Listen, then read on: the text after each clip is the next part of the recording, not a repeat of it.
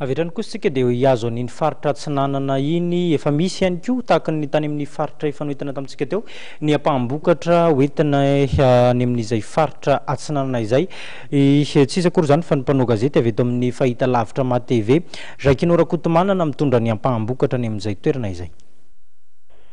Saika nanomboka ny fanasambato tamin'ny Norariva avokoa biro fanatsambato aty amin'ny faritra Tsinanana Nosy zany hoe aty Toamasina voalohany.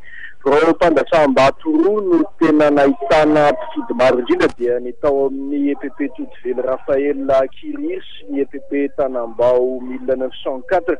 Raha hoan'ny tao amin'ny EPP Toudeville Raphaël aloha dia nitarika amin'ny elanelany isa tsy dia lavitra ny kandida Hery Rajaonarimampianina.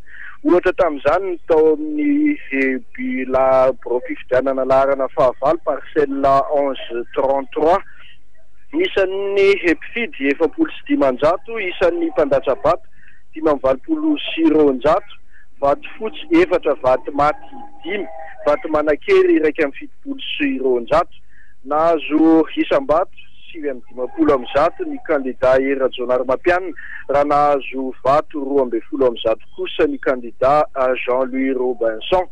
Tsy toy izay kosa nefa ny tao amin'ny EPP Tanambao 1904 fa dia saika nanjakany kandida Dr Jean-Louis Robinson avokoa ny biro mpandatsambato rehetra teto amin'ity toerana ity.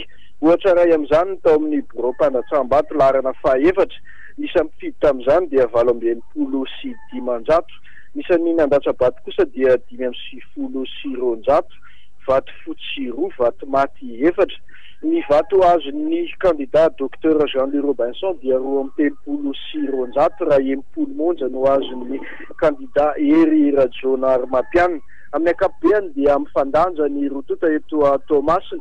Amin'izao fotoana izao moa dia mbola betsaka ireo biro mpandatsambato manohy ny fanosana ny fiodinana faharoa amin'ny fifidianana filoham-pirenena. Mbola miandry kely kosa ny fanosana ny vato ho an'ireo kandida irosaka solombavam-bahoaka izay tsy ahivina ihany ho an'ny Toamasina voalohany dia misy 520. Jacques Rakotomanana avy aty Toamasina ho an'ny ma TV Akorondrano.